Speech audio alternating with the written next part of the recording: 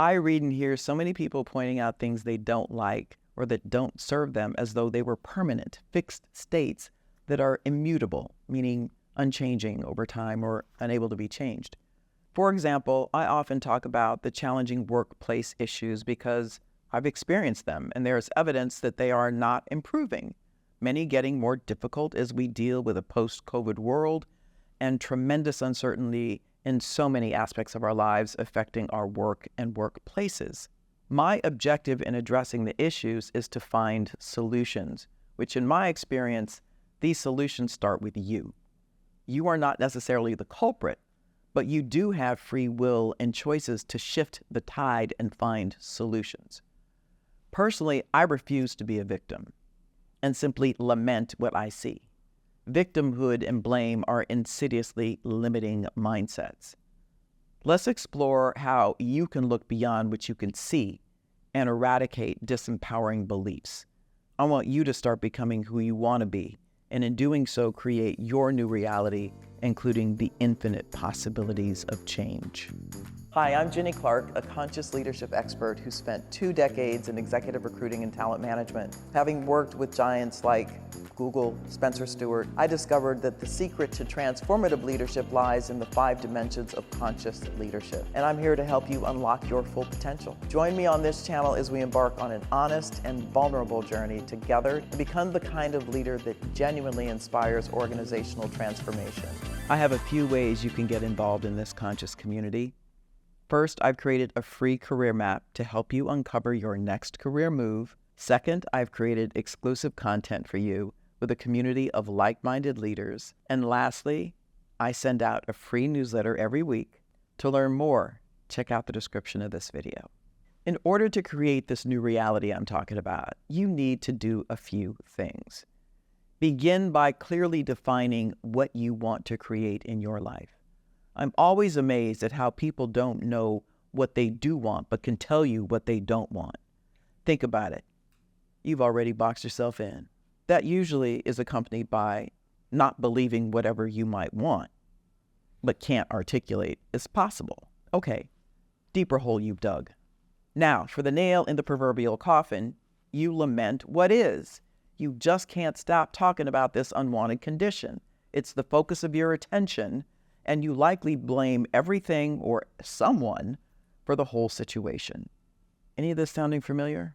We've probably all done it at some point in our lives, but the difference in those who can allow just a little light into this dark scenario can see their way clear to a new state. I'm reminded of a quote from Rumi, the ancient Persian poet, who said, "One of the marvels of the world is the sight of a soul sitting in a prison with the key in his hand." Are you holding yourself hostage? Here's a story. I had a girlfriend, we'll call her Kathy. Kathy and I were introduced by a mutual friend and were fast friends. We seemed to share similar interests. We were at similar stages in our lives, recently married, careers taking off. We were both ambitious, outgoing, enjoyed laughing, cooking, music. We spent a lot of time together with and without our husbands at the time. I started noticing her express frustration about her job, and initially I commiserated with her. You know, misery loves company. But the problem solver and friend in me started saying, "So what are you going to do about it?" And noticed she would typically respond with, "Why, all the things she considered wouldn't work." "But have you tried XYZ yet?" I'd ask. "No, it's not worth it. I don't want to be disappointed." Wow, I thought, that sounds pretty defeatist. I was increasingly confused because she had come off as such an upbeat, positive person. Agreeable and pleasant, even fun, so this seemed inconsistent. I wasn't trying to play therapist, but I started noticing that Kathy seemed envious of me for having made a couple of career moves. She'd expressed her happiness for me, but once told me I didn't know what it was like as someone with divorced parents. Gone, what? I'm thinking, where did this come from and where is this going? She was blaming her parents' divorce decades earlier for her stunted career? If only they'd stayed together, she would have had the confidence to do more? Really? Now I'm trying to be encouraging, but over the next couple of months after hearing this, I had to put some distance between us. Now, I'm not one for walking away from a friendship, But her blame and limiting beliefs were not only getting in the way of her career, but her other friendships and ultimately her marriage. I had done what I could, but to the extent she had contempt for me and a pattern of blaming others, I didn't see a future. Honestly, there were other dynamics that made the separation unfortunate, but in the end, I had to wish her well and go on my way. I'm not judging anyone, nor was I trying to be a hero, but when you have people around you who genuinely love you and you don't want to help yourself, you run the risk of driving them away with your negativity. Recognize the beliefs that may be holding you back. Kathy had plenty of negative thoughts and self-doubt that she kept hidden to most people. I tried to help her challenge those beliefs and replace them with empowering ones, but she had chosen to hold on to these old, rather tired beliefs. They helped her rationalize her unproductive behavior, a vicious cycle. I urged her to accept what is, or in this case, what was, her parents' divorce was long gone, so make peace with it, forgive them. Surely they aren't trying to punish you. Accepting the situation doesn't mean resignation. It means acknowledging your current circumstances without judgment. Understand that where you are now is the starting point for your journey to where you want to be. Did you hear me? But you have to see it. And Kathy was refusing to let herself see a future where she wasn't blaming. She only knew what she didn't want. Ironically, she ended up divorced like her parents.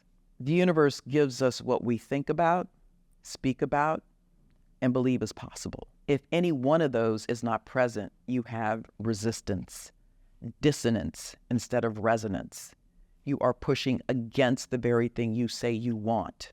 I was sad to lose Kathy as a friend, but I have my own challenges with self-doubt and self-worth to deal with to a far lesser degree. And on my personal and career journey, I wished her well. So here are a few tips that can help you reset your mindset at home, at work, and life, and clear the way for you to create a new reality. Embrace change. Understand that change is a constant in life.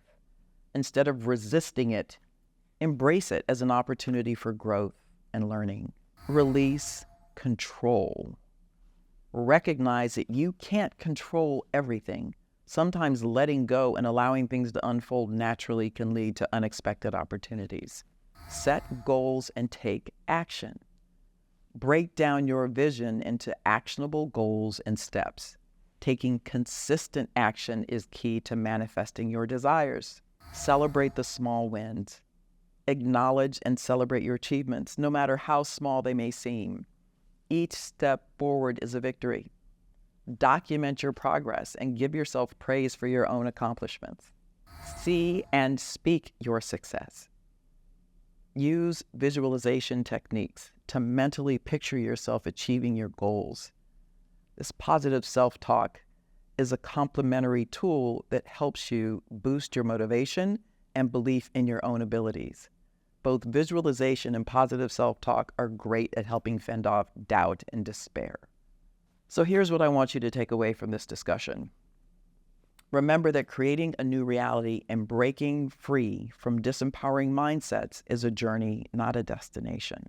It requires ongoing self-awareness and a willingness to evolve. By embracing change, taking positive action, and letting go of resistance to the present, you can empower yourself to shape the life you want to live. I know firsthand how taking that first step can be a catalyst for a life-changing transformation.